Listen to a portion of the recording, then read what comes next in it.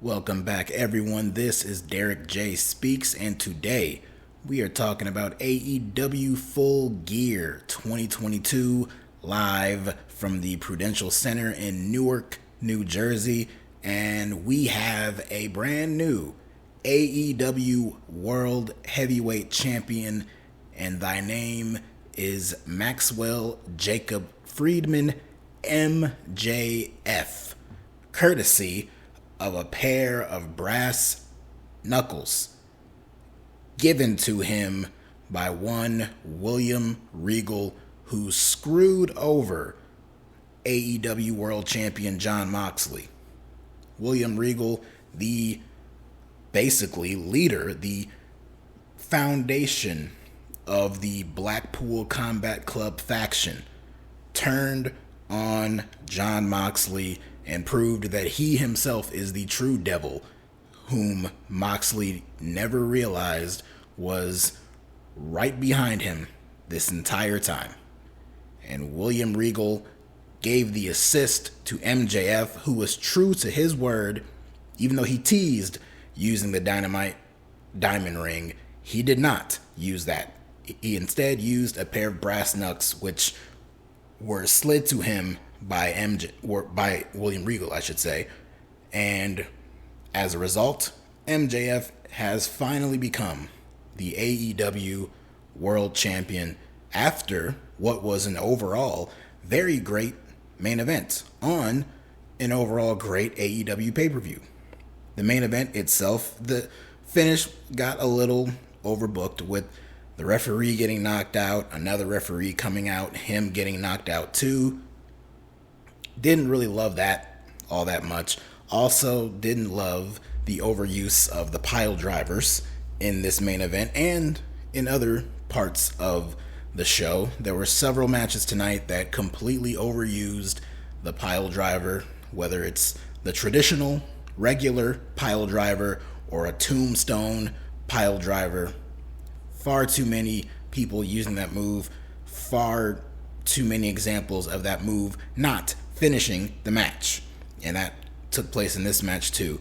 But despite all of that, I thought this was a very good main event, a much better match between Jon Moxley and MJF than the one that they had a few years ago at All Out in the main event back during the Daily's Place pandemic era of AEW. But this was a very good match. MJF was a total babyface to this crowd. Of course, Newark not being that far from MJF's hometown, so he was going to get the big babyface reaction. Jon Moxley played up the heel role in this match, flipping off the crowd and antagonizing them and enticing them. So, inciting them, not enticing them, inciting them, I should say. So, he did his job, and he also did the job. And now, hopefully, he can get that well-earned, long-deserved vacation that he was supposed to get all those months ago after what happened at Brawl Out. But MJF, one of the young pillars of the company, has now become the new AEW World Champion. It was long overdue. This man should have won this championship a long time ago, but we are here, we are now. MJF is the new champion. I don't believe for a second he is a full-on babyface. That finish damn sure proved that he's not a full-on babyface, even though he played the babyface role very well in this match.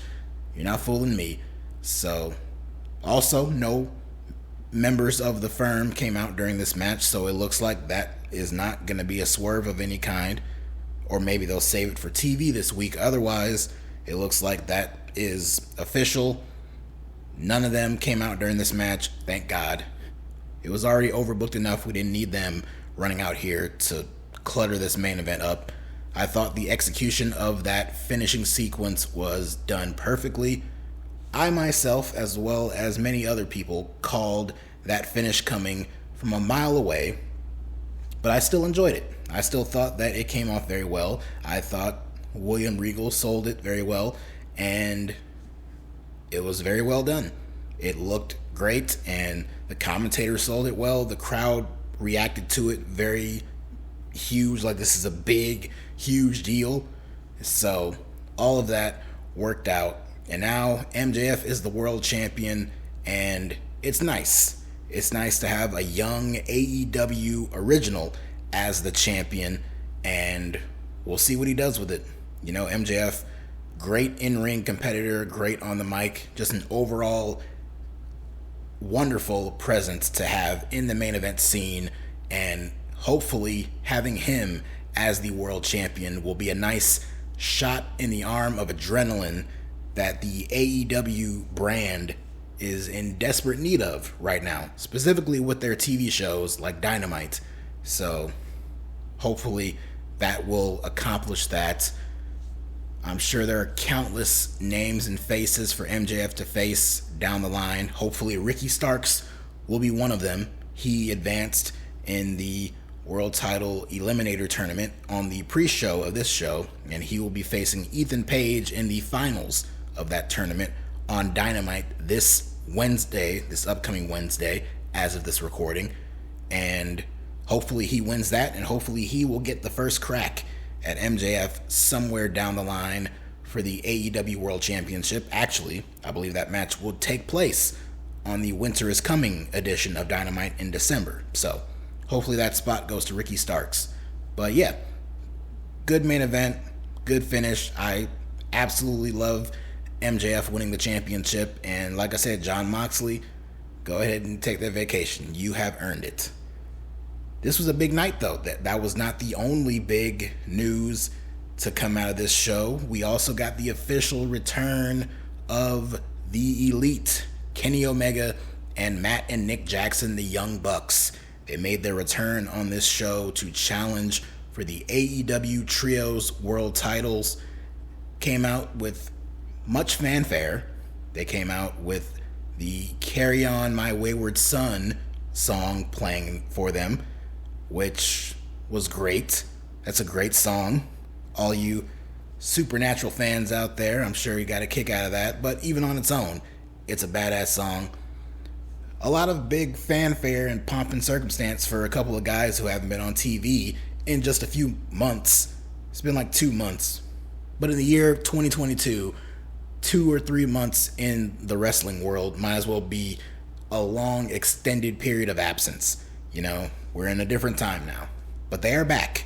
Tony Khan made his choice in the big war from Brawl Out, the media scrum, and the big brawl that took place backstage.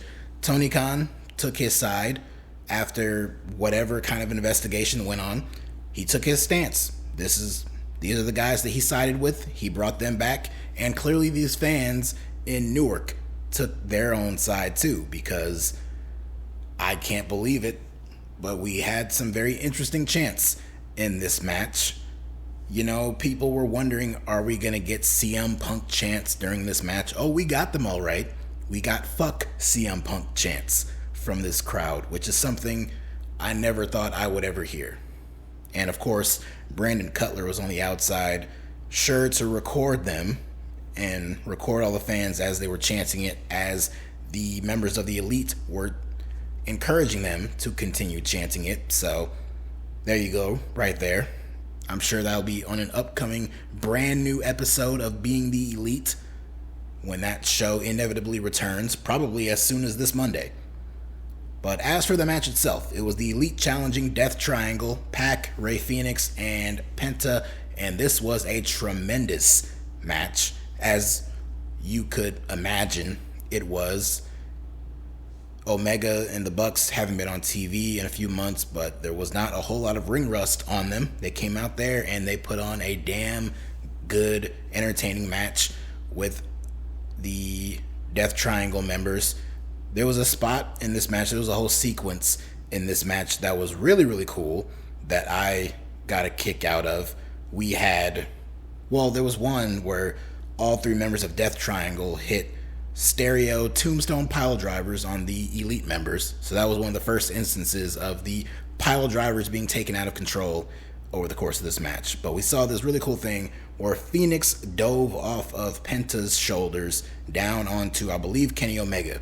He popped up, hit a destroyer on one of the Bucks, immediately transitioned into a cutter on another Buck, and then Pac goes up top, hits the Black Arrow on Omega, and then goes for the cover and then transitions it into the Brutalizer submission hold. So I thought that whole entire sequence there was really cool. But the big story of the match coming down the stretch was Pac telling Fenix to use the ring bell hammer. He's been trying to get him to use that and play dirty in matches in recent weeks. Fenix refused up to this point, and he even refused on this night, and it kind of cost him almost. But in the end, Fenix found himself laying up against the ropes on the outside. Pac handed him the hammer, physically placed it in his hands, and then when Omega went over to grab Fenix, he picked him up, attempting to hit him with the one-winged angel, but as he had him up on his shoulders, Fenix clocked him right in the head with the hammer and then rolled through to get the roll-up victory. And Death Triangle retained their trios titles in a very shocking finish. A great match, excellent match, but a very shocking finish, although the reason for that finish became very apparent towards the end of the show when they started running down the card for Dynamite this upcoming Wednesday, when they revealed that the Trios Championships will be defended between Death Triangle and the Elite in a best-of-7 series. And this match at Full Gear was match number 1, and Death Triangle is already up 1-0 in this tournament. And they will have 6 other matches. Of course, they have like match number 5, 6, and 7 all determined as if necessary, but we all know it's going to go to match 7, and they have it expanded all throughout these next several weeks, all the way into the new year, into January on a Los Angeles episode of Dynamite. No Rampage shows, so once again, screw Rampage, doesn't matter, but you know, this was such a great match on this show. I'm looking forward to seeing them for another 6 times. This week, on Wednesday, we get match number 2, and Dynamite will be in Chicago. So that should be a very fun crowd and atmosphere for this match, to see how the Elite are chanted at and responded to. I don't know if they're going to get the same chance they got in Newark, but we'll see.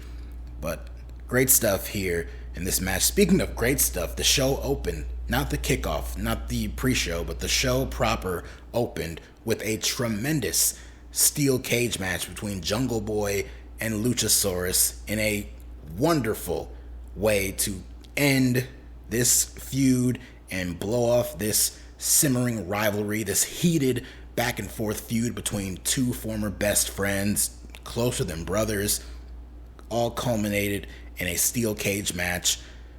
Jungle Boy put on the crimson mask, and he was bleeding a gusher in this match, and that definitely added to the excitement of this match, and this was really good.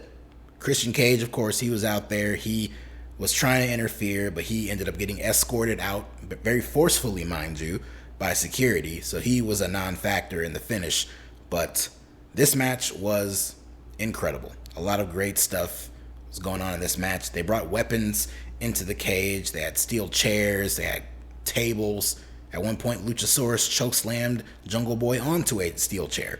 But the big finish, the big finale of this match was Jungle Boy placing Luchasaurus onto a table, and he ascended to the very tippy top of the steel cage, and he came diving off right down onto Luchasaurus, right through the table with a beautiful elbow drop, and then he locked him in the snare trap, and he got the tap out victory.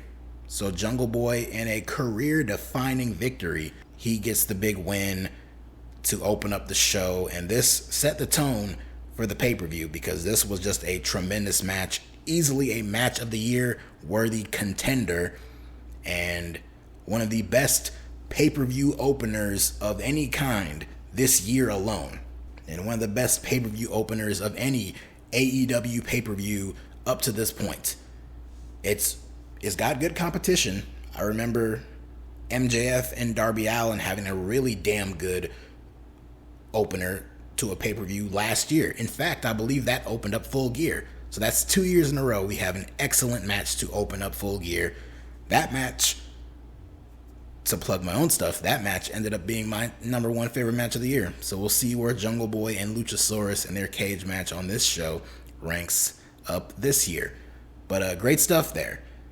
Elsewhere on the show, we had some women's competition. We had 3 women's matches on this show, all varying in degrees of quality, but it was good to see several different women's matches on this show. We had the TBS Championship on the line, Jade Cargill defending against Nyla Rose. This was not all that good, but the story itself for the match was not all that good either, so I guess it fit.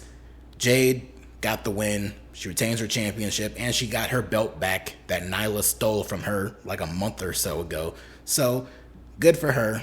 I wish they would do more with Jade Cargill, but I could be going on forever talking about I wish they would do more with this person and that person. So, it is what it is. Another women's match on the show was the in-ring return of Saraya. She got in the ring with Britt Baker. The two of them had a pretty good match. The crowd was into it at the beginning when the two women made their entrance and they came out. They were really into it. A very big fight feel for this match, which you don't get a lot in women's matches in AEW, but you got it here, so that was cool. And the fans were really into it from the beginning, but then kind of in the middle, it died down a little bit. And that became a recurring theme as the pay-per-view went on. A lot of these matches in the latter half of the show, you had the crowd kind of die down for it in the early part or the midway part of these matches. But then in the last few moments of the match, the crowd would get amped up. The guys would get them into it, and whatever story they were telling, the fans were following along with it, and they really got into it. And that was kind of the same deal in this match. Saraya, of course, did not look perfect, but this is a woman who has not wrestled a match since, 2018? So it's understandable. But she did get the win with her Rampage DDT move. I think they gave it a different name, but of course that's what I know it as best. And she got the win. But this was not the last of Britt Baker that we saw on this night, because she came out to give the assist to Jamie Hayter, who was challenging Toni Storm for the Interim AEW Women's World Championship. Toni Storm and Jamie Hayter had a very good physical fight on this show. Toni Storm had a busted nose. Don't know if it was broken, but it was damn sure bloody.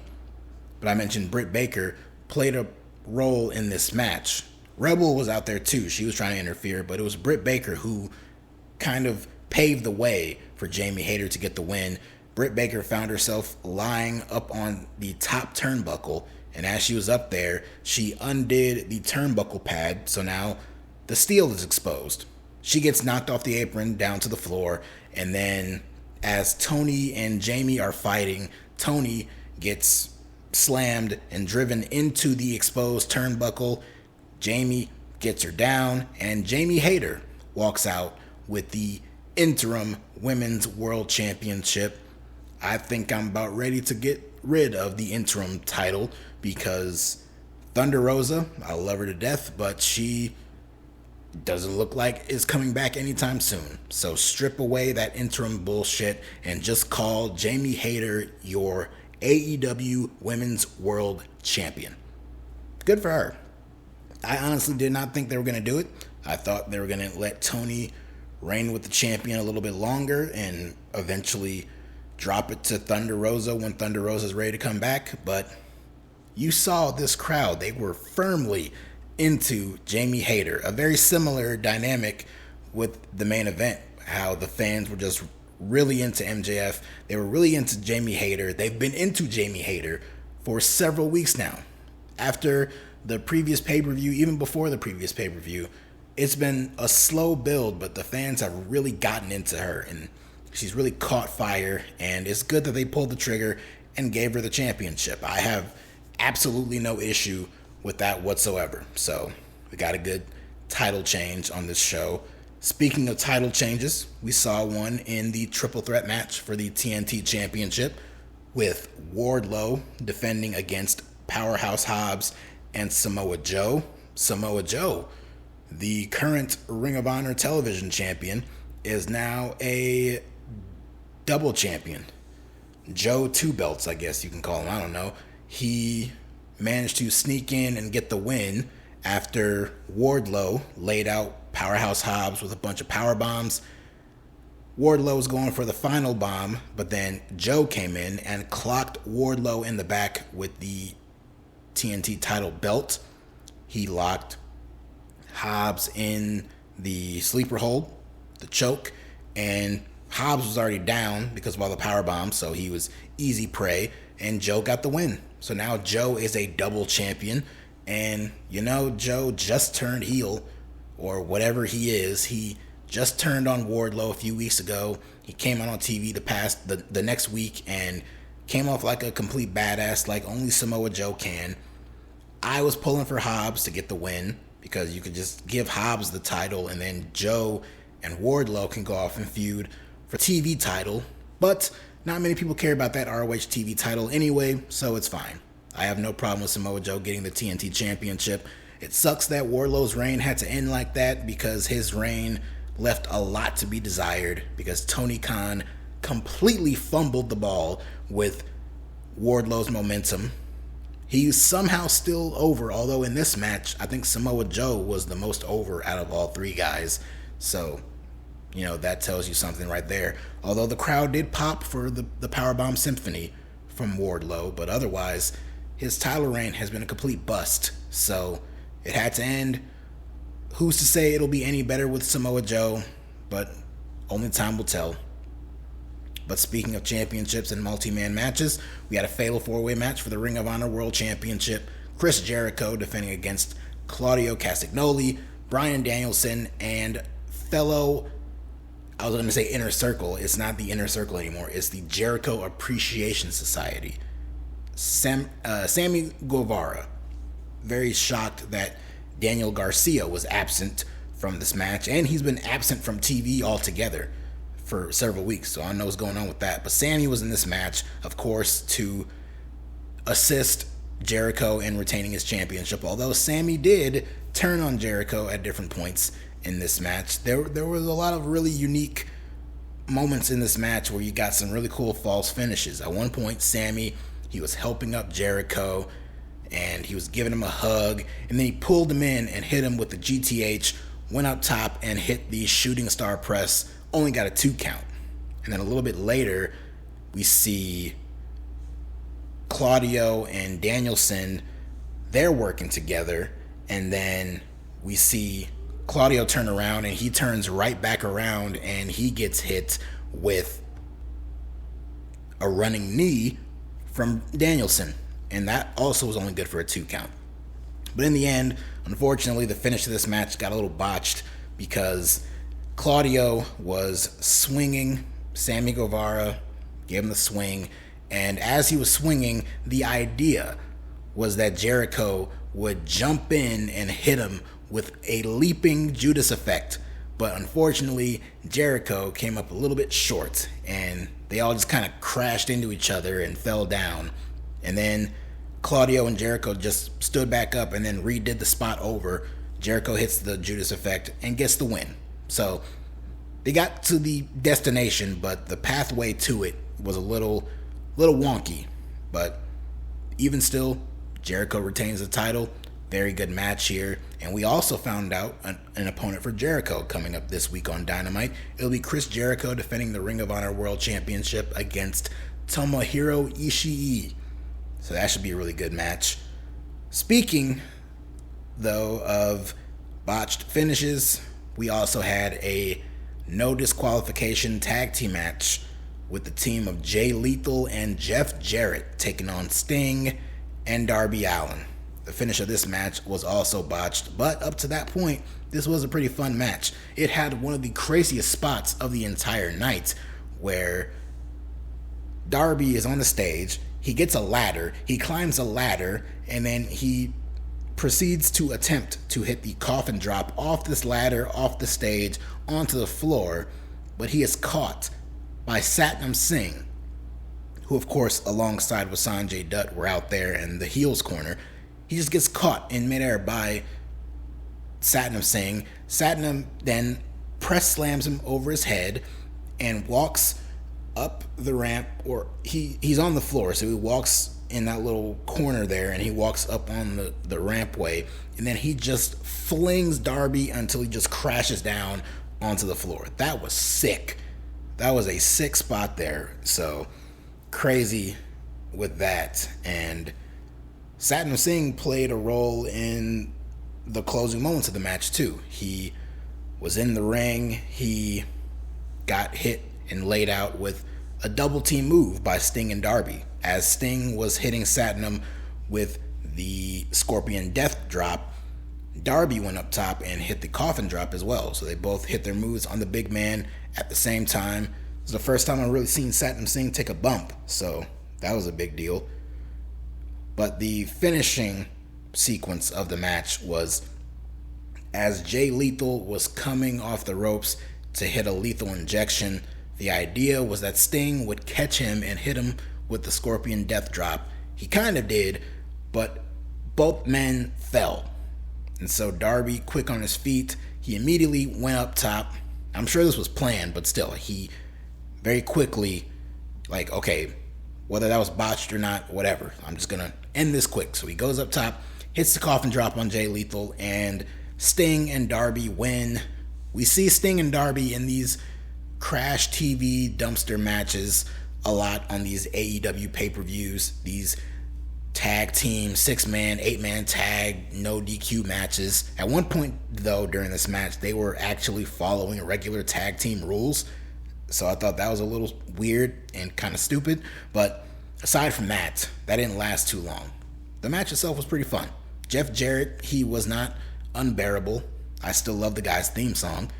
But I am perfectly content with the idea of him just going off, and Tony Khan hired him for some kind of backstage role. Keep him there. He can just stay there. We don't have to see him in the ring. So that's good with that. And then we had the AEW tag team titles on the line right before the main event. Swerve and Our Glory challenging the Acclaimed. Match number 3 between these two teams. Probably the weakest match of the 3. All 3 matches have kind of dipped in quality as they've gone along, but this was still a very good match, and it had a moment that we all knew was coming eventually. So Swerve, he is trying to use the pliers that he used to basically break Billy Gunn's fingers. He's trying to use them on Max Caster on the outside, but this brought out Billy Gunn. Billy Gunn was in the back because he was trying to not get involved, trying to restrain his emotions, all that good stuff. But he saw all this happening, so he came out to try to put a stop to it. So then as the referees are coming out to take him to the back, Swerve gets back in the ring, and he is presenting the pliers to Keith Lee to use on Anthony Bowens, who's down and out. He has an injured arm, shoulder. He's good to go. But Keith Lee tosses the pliers aside, says, not gonna do it. And Swerve gets pissed, and he ends up slapping the taste out of Keith Lee's mouth. And Lee is pissed, and he just leaves. He walks up the ramp, he's on the stage, and that's where he remained to see the rest of this match. And the rest of this match was that Swerve got beat.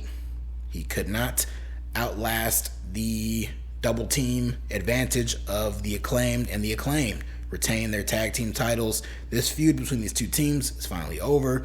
The Acclaimed can move on, and now hopefully this is the end of Swerve and Our Glory, and we can see these two guys go head to head Swerve is tremendous in the ring, and he is a fantastic, smug, douchey asshole heel.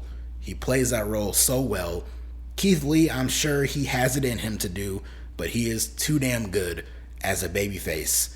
So I look forward to seeing these guys go at it in the future, because just the dynamic, it looks like it could be a lot of fun. So hopefully we get that in the future. And then, I guess, for the hell of it, we'll mention the pre-show, the 0 hour pre-show. We had a tag team match, a big multi-team match, or a big multi-man tag team match with the Best Friends versus QT Marshall and the Factory. The Best Friends won. Danhausen had teeth shoving in Nick Camarado's mouth or whatever. Okay. Brian Cage and Ricky Starks in the world title eliminator semifinal. Ricky Starks got the win. He was getting beat down the entire match, but then he made the comeback, hit the Rochambeau, and now he will meet Ethan Page on Dynamite.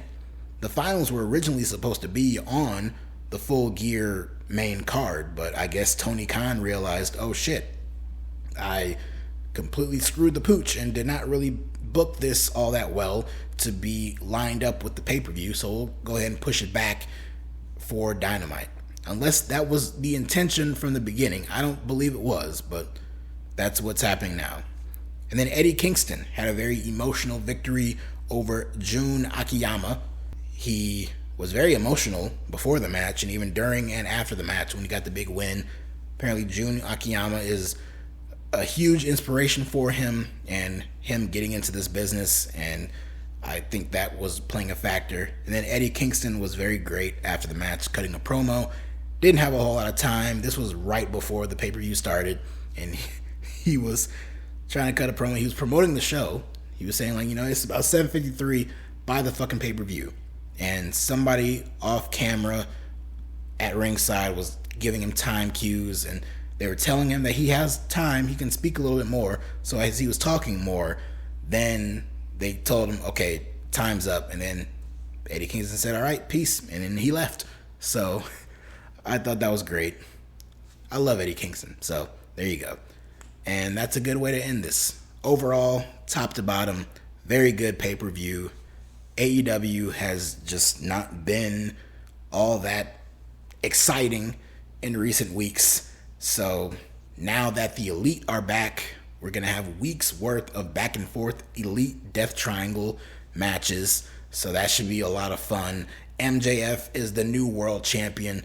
We can see that. Jamie Hayter, there's this underlying story now with her and Britt Baker, and that Britt basically is the reason Jamie Hayter won. We'll see if that plays any factor in their story going forward.